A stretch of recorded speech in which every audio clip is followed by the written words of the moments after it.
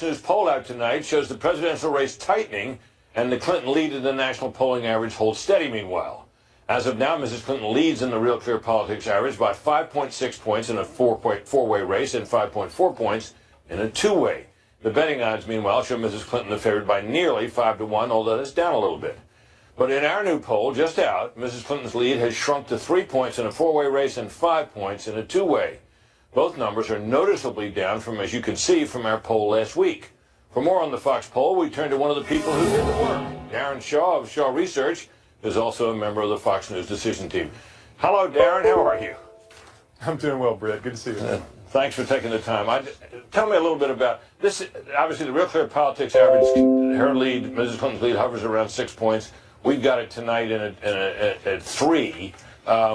Should we treat that as the kind of fluctuations you normally see in polling, or as something potentially significant?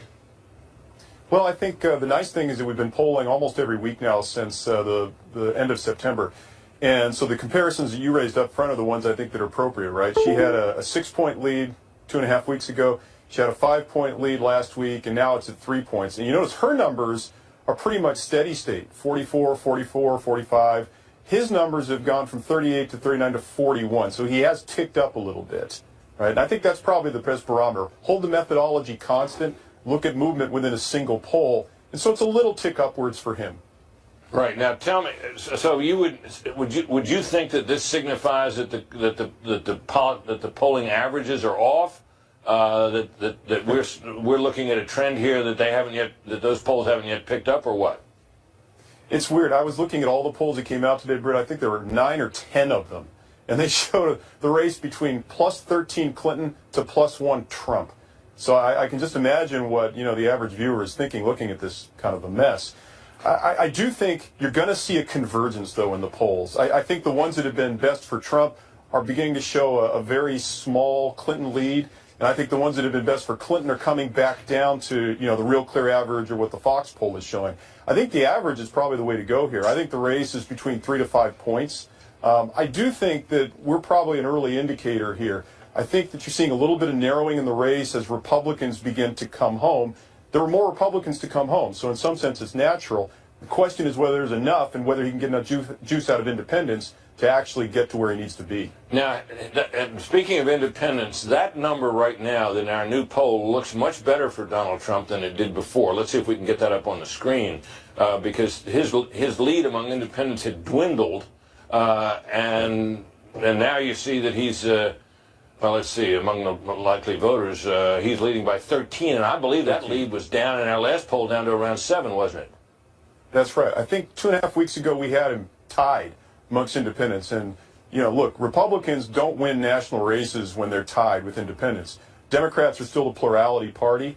Republicans have to, lock down their votes and then have a decent edge amongst independents. He was nowhere near that 2.5 weeks ago. They're drifting back a little bit. Right? He's now kind of on the cusp of being competitive nationally.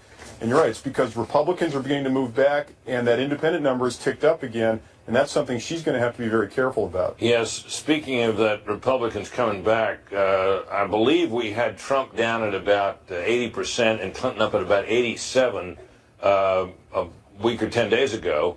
And in this poll, among Republicans, they're about the same. I think she's at 83% of Democrats and he's at 81% of Republicans. That's a different picture. And it looks like she's declined 4 percentage points. I guess that's within the margin of error, but that's noticeable.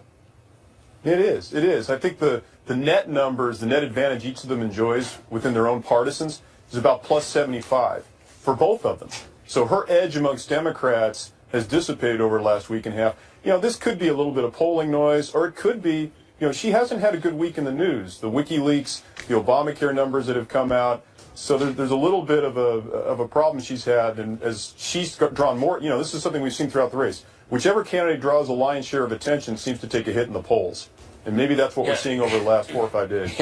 I guess that's natural in a year when people say they don't think much of both candidates. One more thing, Darren, I have to ask you this because I hear it all the time from people, and that is they look at the party identification of those people polled, and they see Democrats plus some number. And I think in this particular poll right now, it's Democrats plus 7. And they say, look, if you're polling Democrats plus 7, you're going to get a Democrat in the lead in every time. This is not honest polling. Why isn't it more balanced?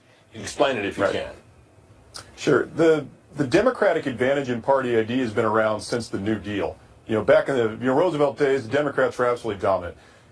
Since the Reagan years, the Democrats' lead has shrunk significantly, but they're still the plurality party. And the question in a given election is, are they +1 or near even, or are they +6, 7, or 8 points? And that reflects politics. I think what people need to understand is that party identification is an attitude, and it is responsive to what's going on out there in the news. So the movement that you see from poll to poll is usually very weakly attached partisans, Brit, who respond to a bad week for Trump or a bad week for Clinton by saying, well, I'm independent, right? And so they move out of the partisan pool into the independent pool. Not a lot, but just a couple points or so, and that accounts for much of the fluctuation that you see in the Fox poll, for instance, as well as any of the other major media polls. Yeah, now we look at the independent number there, but we talked about that earlier. But I was just going to note that my experience has been also that in these polls, when you find a candidate of a particular party doing well, people who support that candidate tend to associate themselves with that party because party affiliations are not ironclad in America. That's right. There's, as far as individual attitudes go, they're pretty stable. But you do have a lot of people who are sort of weakly attached to one party or the other. They respond to candidates, they respond to politics, right? And so, most pollsters, Fox News included, treat, partisanship, party identification as an attitude. And as an attitude, it's responsive to the politics of the day. So a good day for the Democrats, they tend to do a little better. Not 10 points better, but a couple of points. And I think you see that in a lot of the major media polls. Got it, Darren. Thanks very much. Every time Hillary Clinton jumps out to what seems to be a pretty sizable lead, it seems to then shrink. And while Donald Trump has never led in the polling averages, she can't seem to put him away. For more on this, our nightly political panelists here, Brit Klein, political director at ABC News, and Fred Barnes, executive editor of the Weekly Standard. Well, Fred, our poll, as we've noted, is down to 3 percentage points. The Real Clear Politics average is holding about steady. What do you see? Is there a comeback underway here, do you think? A little bit of one. But we've seen a number of these comebacks. There is a pattern here. Darren Shaw actually identified it. It's the candidate who is in the news, often saying something dumb, who shrinks, who loses. And so we saw, look, Trump, when he talked, he attacked the Khan family, the Muslim family that spoke at the Democratic convention, and then a month later it was that Venezuelan beauty queen. Well, each of those times, and there were earlier ones, he would sink in the polls and for a while, and then gradually build back up as he's got disciplined. He talked about issues and wasn't in the news as much. Well, that's happened again, and he's building back up again. How far he can get, I don't know. But it's when he's not in the news. Who is in the news? Hillary is, and people look at her. And remember, she's not a popular candidate either, and so Trump gains. Rick, it occurs to me that we seem to be in an election in which Hillary Clinton is consistently led. But what keeps happening in the polling suggests that there's really quite a lot of resistance to her. People seem to be looking for a way not to vote for her. They can't quite bring themselves to say they're for Trump in any kind of majority number, but there it is. Yeah, you're not seeing her get to a number that just puts it all away and says this thing is over. What you're seeing is still fluidity in his number, which suggests a base that is still not totally comfortable with him, maybe inclined to sit on the sidelines. When they have a couple of days where he isn't the center of attention, when there are bad headlines about her, they're saying we're ready to vote, we're ready to go in there and vote for Donald Trump, whether or not we like it. The converse of that, though, is that he has not been able to put together that majority coalition either. And he hasn't come close, as you point out, never leading in that polling average. He needs to do more than just solidify his base right now. He needs to be expanding, and we're not seeing signs of that yet. It does seem that he's had a reasonably good week. I mean, he made that speech, and we'll talk about the substance of it a little later on, but he made that speech over the weekend, the Gettysburg speech, in which he talked about what he would do, not for the first time he talked about, but he emphasized what he's going to do in his first 100 days. He stepped on it a little bit by talking about suing the women who have accused him, but that kind of passed after a day or so. And now we see, he campaigned hard in Florida this week. There was one day where he did like 3 events, and there's a new Florida poll out from Bloomberg that came out today. He'd been trailing in Florida, and there you are. And there you see he's up a point there after being, as you can see, he was down a couple points. That obviously looks very close. It's within the margin of error, but it would seem to tell you something. Yeah, it does tell you something, and particularly if Trump holds the states that Romney won, and I think he will, although North Carolina and Arizona are a little shaky, and then wins Ohio, where he's tied, and Florida, where he's ahead by 2, and then Pennsylvania, that's the tough one. But nobody does that. Pennsylvania does not look good, does it? Well, it doesn't look good. That's why Hillary's in a better position than Trump is. But, this time also, it wasn't just that Trump's numbers have jumped up.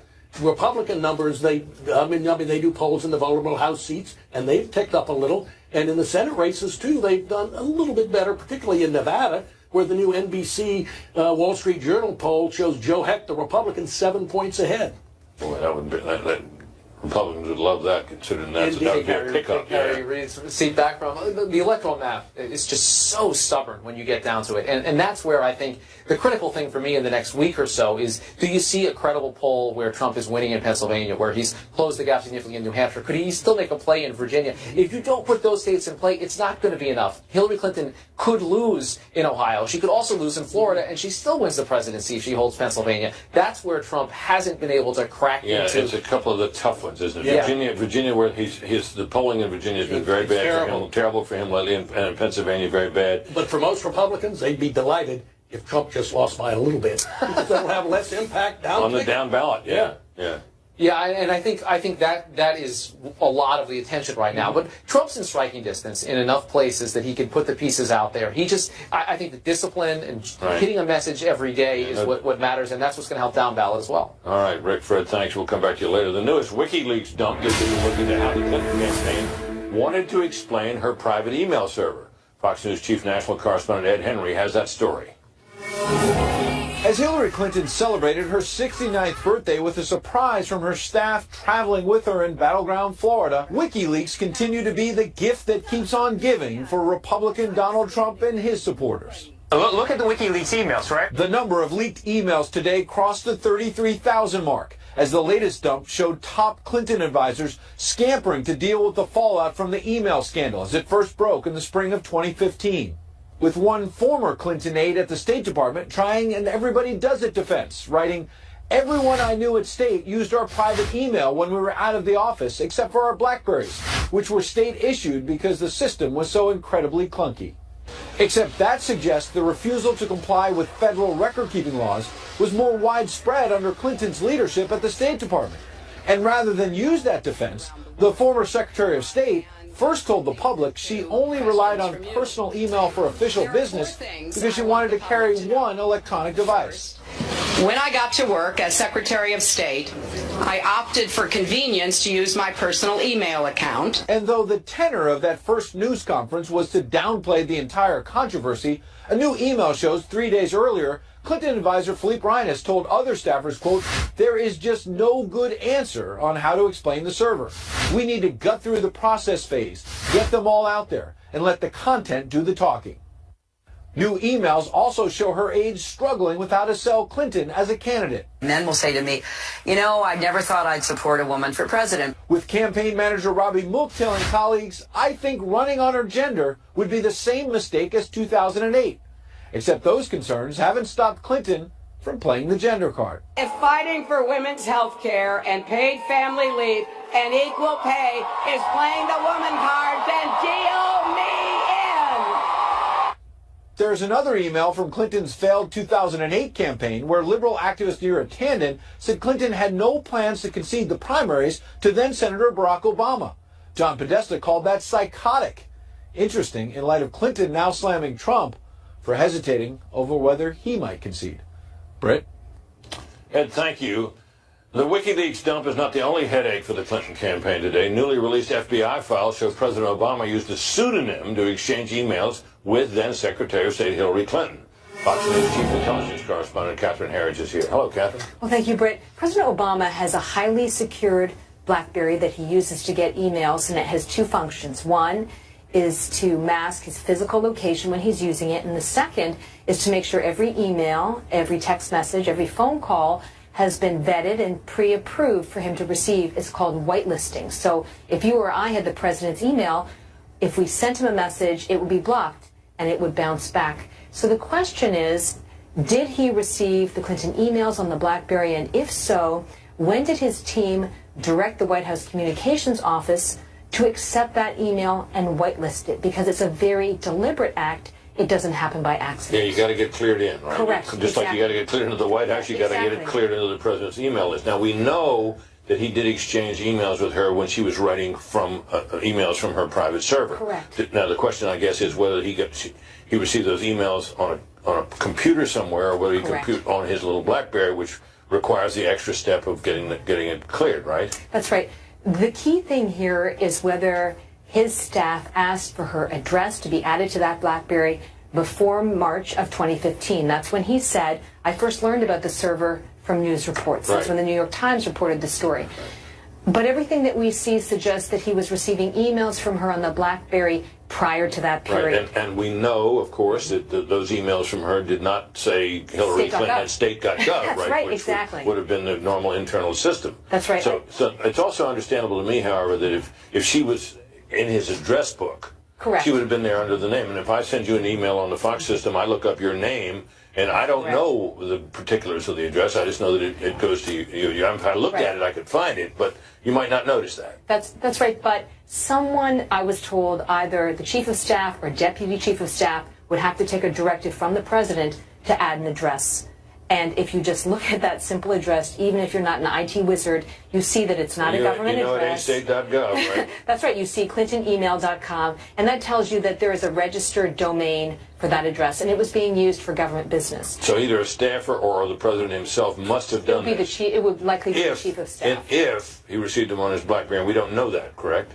Everything suggests that these emails were received on the BlackBerry. It would make sense that they would be. Anyway. Because they had so many in-person meetings, it wasn't a situation where emails were being received routinely on a desktop computer in the Oval Office. Right. And why everybody using those at that particular time, I guess the BlackBerry was the thing, especially for Mr. Obama, who'd gotten accustomed to using one before he took office. That's correct. And she wanted, remember, in the emails we saw released by the State Department, Cheryl Mills, her principal chief of staff at the State Department, wanted to see whether Hillary Clinton could also get one of these sort of Brinks truck-type BlackBerries, like what the president had, so that she could communicate. But again, it goes back to when she was whitelisted. When did that email get approved to be received? And it takes us to the age-old question, what did the president know and when did he know it? Thank you, Catherine. You're right. Time now to speed read some other news from the world of politics. Out on the campaign trail, Donald Trump jabbed Vice President Joe Biden, calling him Mr. Tough Guy. That in response to the Vice President's recent remark that he wished they were in high school and he could take Trump, quote, behind the gym. Trump also said he'd love to meet Biden at the back of the barn. Love to see that. Groups on the political left are ramping up voter turnout efforts in Ohio, where the presidential race is tight. A coalition of progressive groups is claiming it's put together a massive, coordinated get-out-the-vote effort. They think it will match President Obama's successful get-out-the-vote campaign. More than a dozen participating groups plan to mobilize the former Obama coalition, as it's known, on Clinton's behalf. One organizer says her group has already knocked on 1.3 million doors and plans to knock on another 700,000 by Election Day. Defense Secretary Ash Carter has ordered the Pentagon to stop seeking repayments of enlistment bonuses from members of the California National Guard. That decision in the wake of angry reaction from Congress members who demanded Carter relieve the burden on Guard members who served overseas. The White House has also warned the Defense Department not to nickel and dime service members who were victims of fraud by overzealous recruiters. And Los Angeles police are investigating the destruction of Donald Trump's star on the Hollywood Walk of Fame. A vandal took a sledgehammer to Trump's star, you can see it there, and the demolition was caught on camera.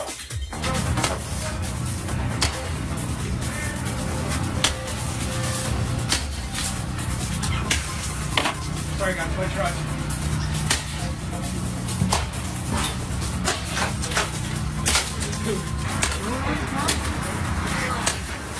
A man who identified himself as James Otis told Deadline Hollywood that he's responsible for the damage. He said his original plan was to remove the star and auction it off. He wanted to raise money he said he wanted to raise money for the women who've accused Trump of sexual misconduct.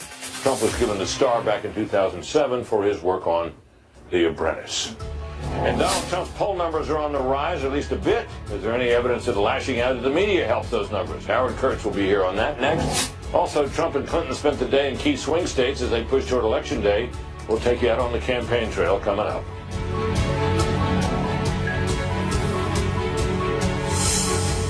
The rig system and the corrupt media. There is nothing more corrupt than those people. With 13 days to go until Election Day, is Donald Trump attacking the media an effective campaign strategy? Howard Kurtz, host of the Sunday show Media Buzz, is here. First of all, let's get to this question of whether the media bias, which always cuts against Republicans in nearly every cycle that we can remember, has been noticeably worse in this cycle, in your judgment. By light years, Brit. I mean, I have never seen in modern political history such an unrelenting avalanche of negative coverage of one major party presidential candidate.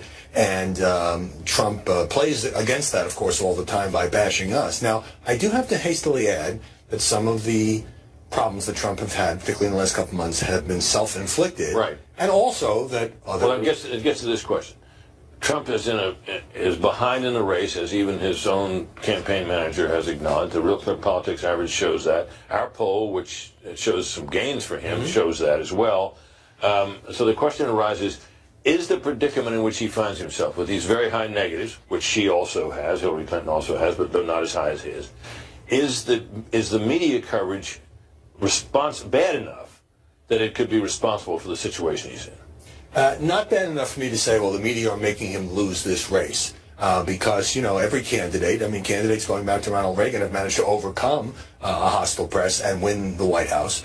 So I would say it hasn't helped him. And particularly lately, you have even some media critics defending the outsized attention that Trump gets and the overwhelming negativity of the attention that he gets by saying, well, Trump is a different candidate. He's so dangerous that we have to suspend the usual standards. Well, I don't buy that. That's not journalism. That's advocacy. I agree with that. Now, so the question then arises, so we would agree then that the coverage has been remarkably, unprecedentedly, perhaps negative, that it probably doesn't account for his position in the polls. Then the question arises, is attacking the media, though it clearly is a crowd pleaser, is attacking the media an effective campaign strategy? It was very effective for Donald Trump when he did it throughout the Republican primaries. Almost all of his base detests the media, and he played off that very effectively. At this point, I think anybody who can't stand the media, believes the media are biased, believes the media are unfair to their guy, is already voting for Donald Trump. So I don't think at this point it helps him expand his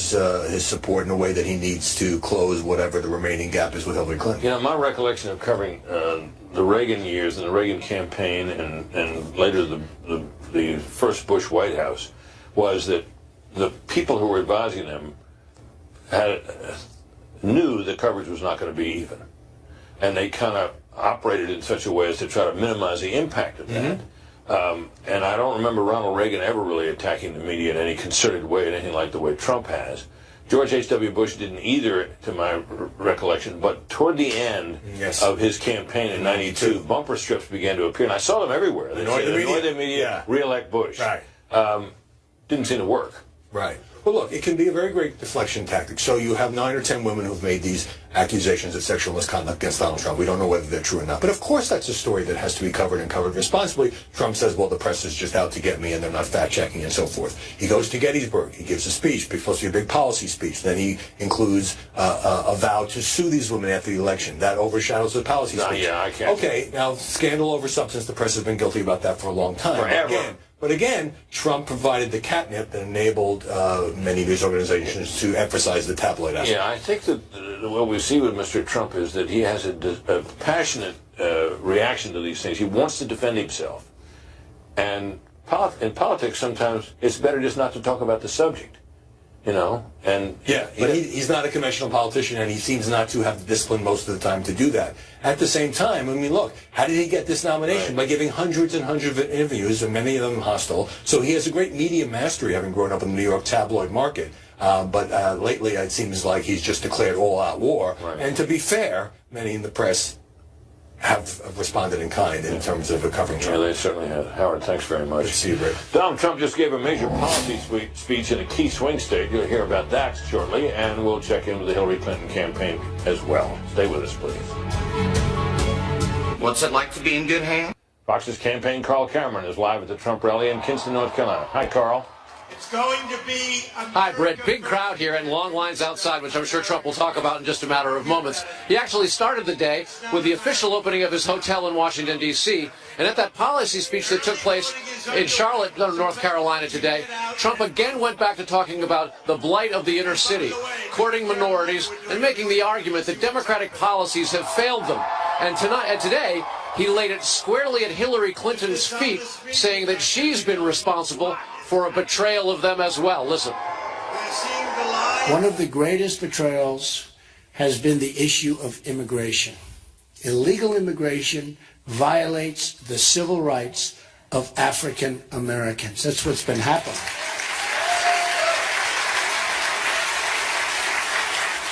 No group has been more economically harmed by decades of illegal immigration than low-income African American workers. Trump has been making the argument for several weeks now, based on a WikiLeaks email, that Hillary Clinton once said in a paid bank speech to bankers and financiers that she wants open borders, hence the betrayal. Trump tonight in Charlotte. Tomorrow he goes to Ohio for 3 big rallies. There is no doubt about it. The final stretch acceleration is underway. He did almost 7 events yesterday, and he's got a very, very busy day tomorrow in Ohio. It looks like he won't stop right straight through until the election. And he's on stage now, Brit, so I'll send it back to you in the studio.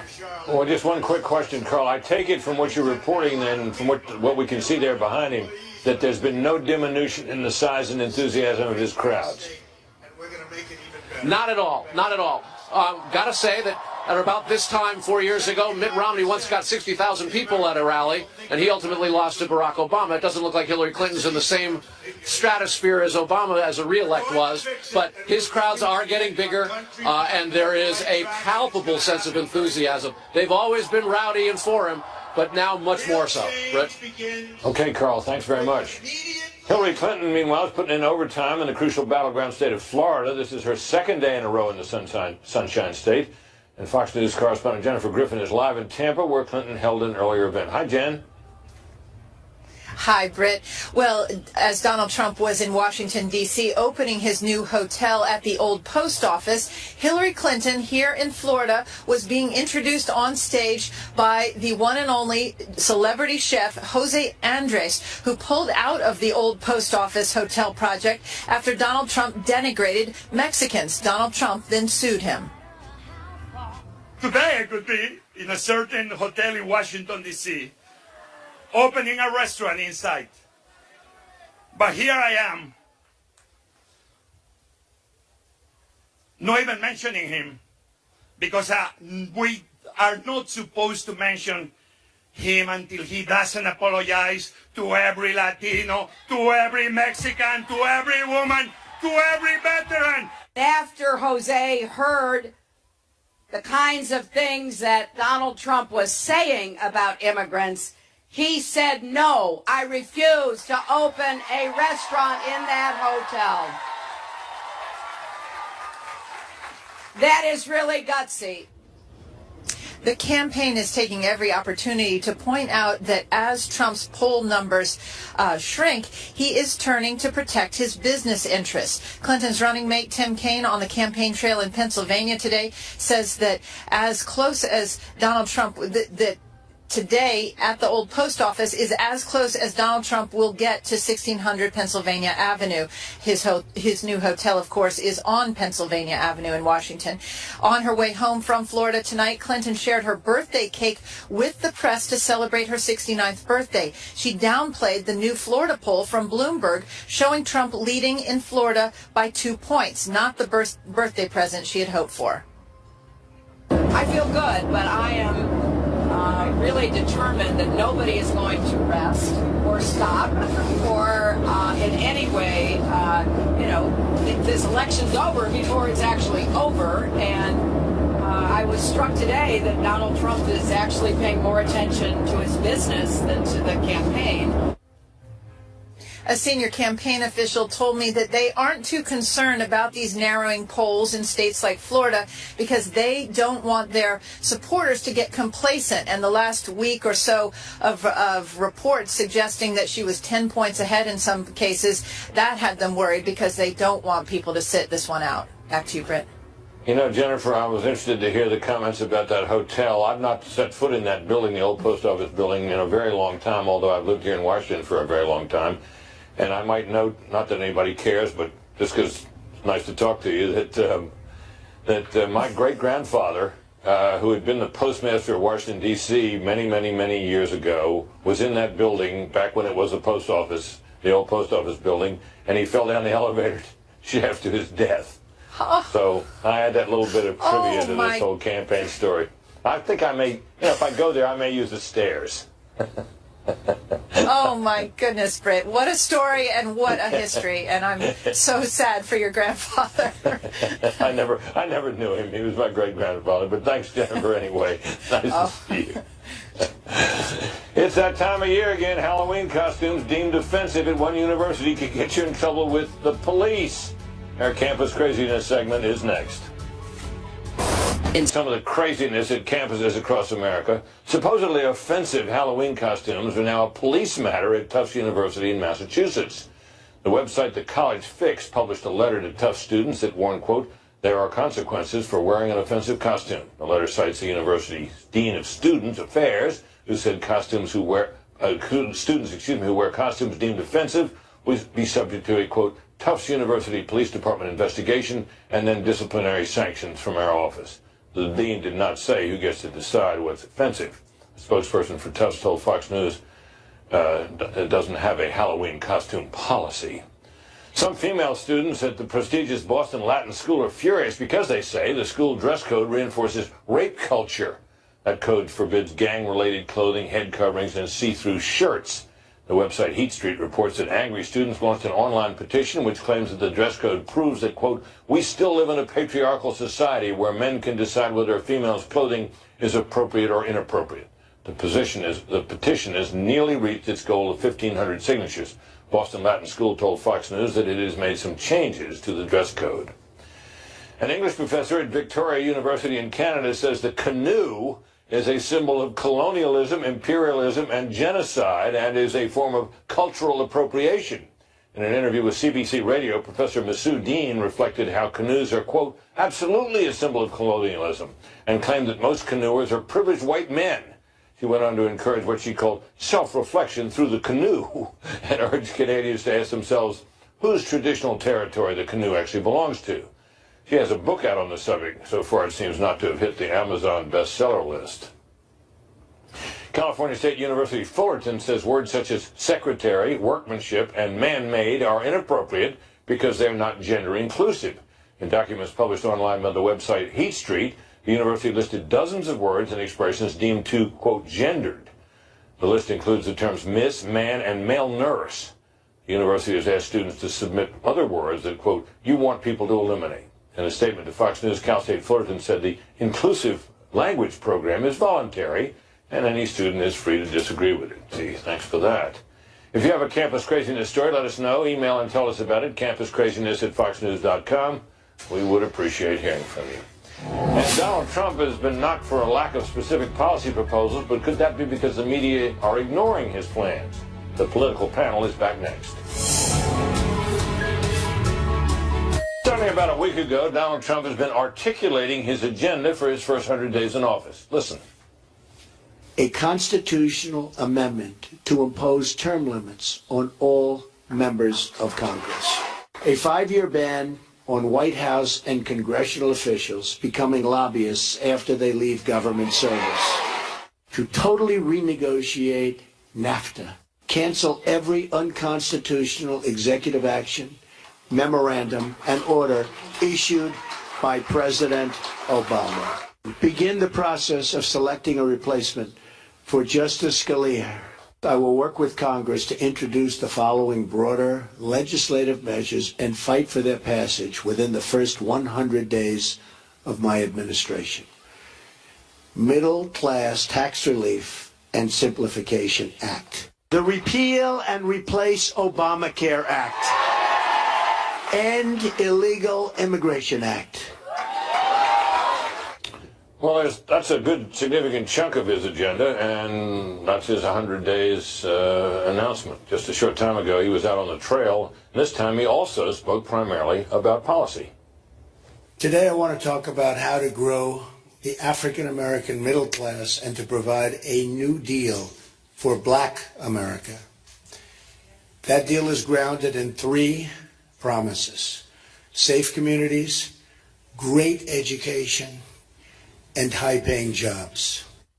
Our nightly political panel is back. Rick Klein, political director at ABC News, and Fred Barnes, executive editor of the Weekly Standard. Well, gentlemen, taken together, that's a fairly meaty agenda for the first 100 days, and it doesn't, if you listen to that, you get the impression, well, wait a minute, where's this guy been? Now, I think he's been talking about these things for some time, but they've been somewhat obscured.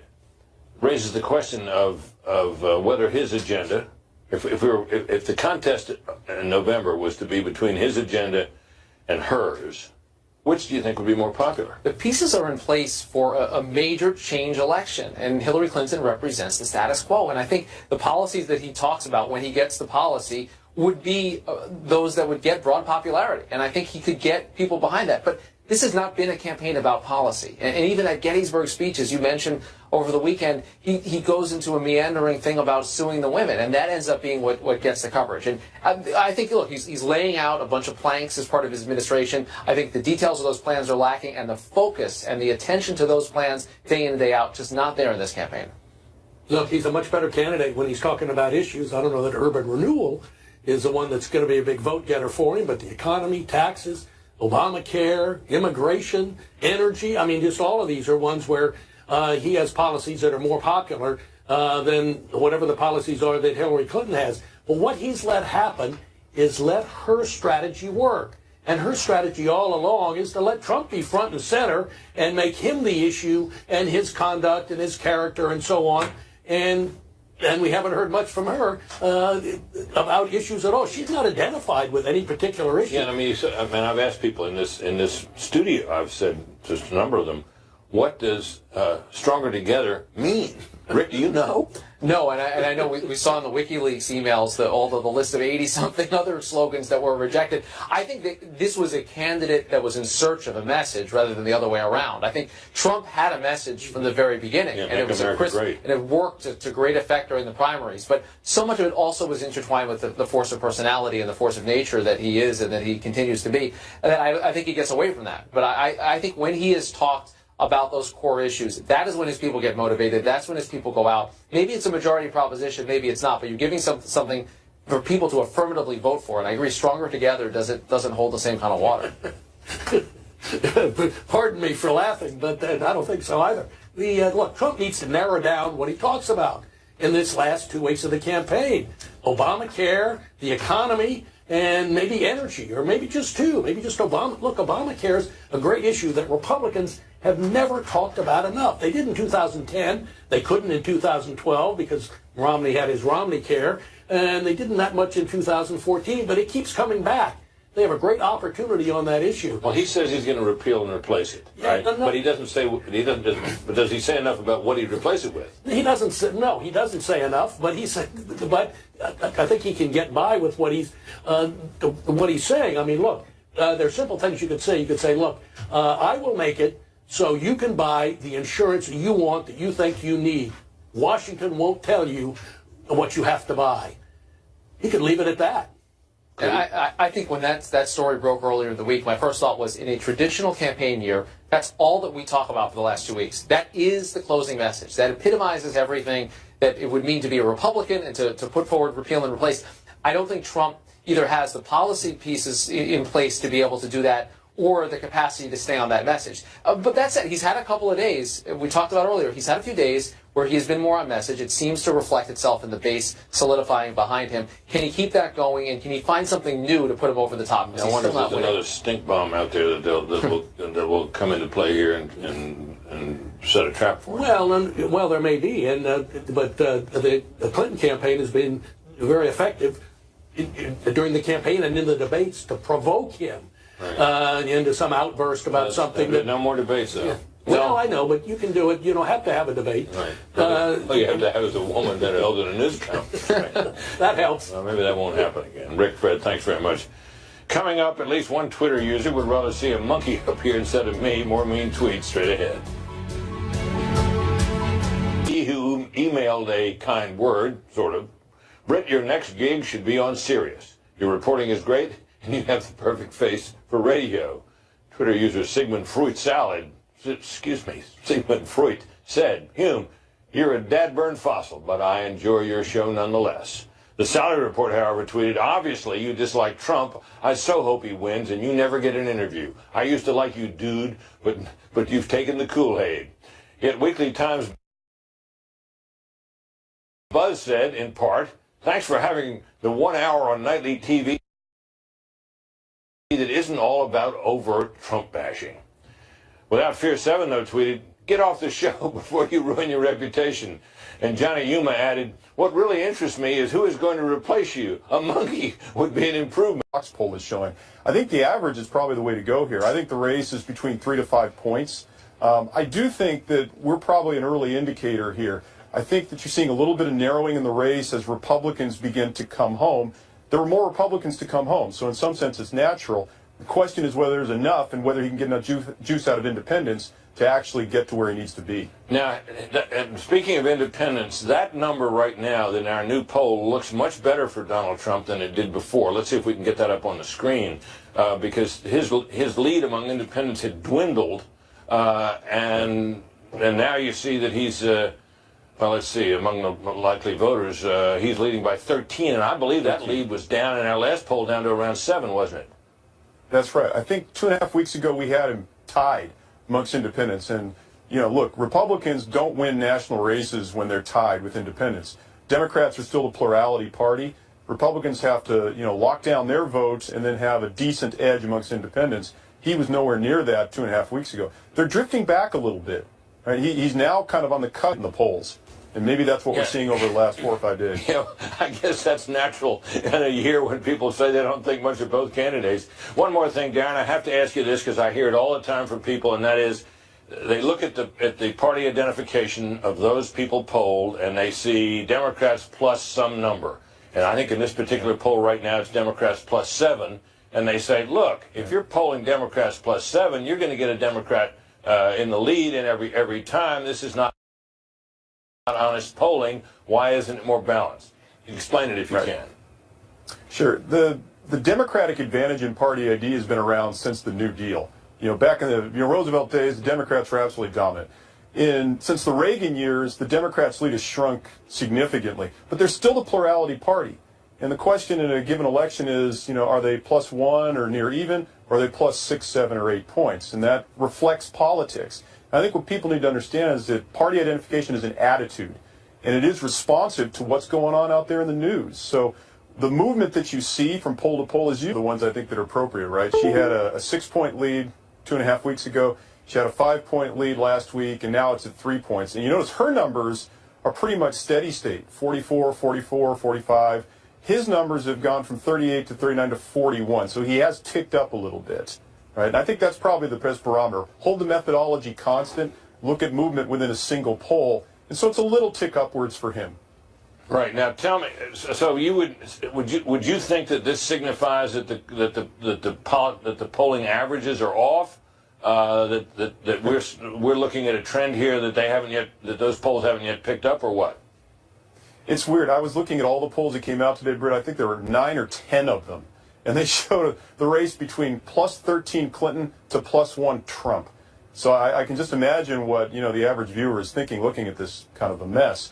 I do think you're going to see a convergence, though, in the polls. I think the ones that have been best for Trump are beginning to show a very small Clinton lead. And I think the ones that have been best for Clinton are coming back down to, you know, the real clear average or what the Fox News poll out tonight shows the presidential race tightening and the Clinton lead in the national polling average holds steady meanwhile.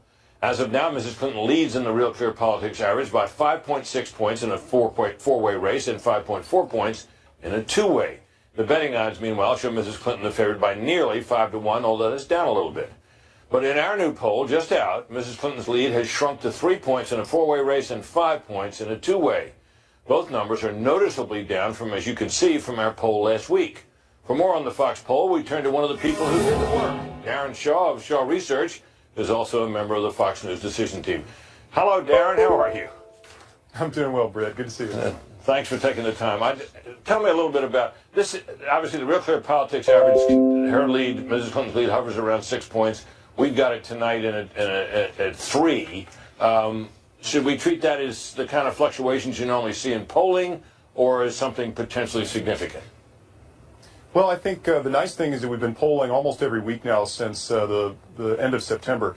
And so the comparisons that you raised up front of being competitive nationally, and you're right, it's because Republicans are beginning to move back and that independent number is ticked up again, and that's something she's going to have to be very careful about. Yes, speaking of that, Republicans coming back, I believe we had Trump down at about 80% and Clinton up at about 87 a week or 10 days ago.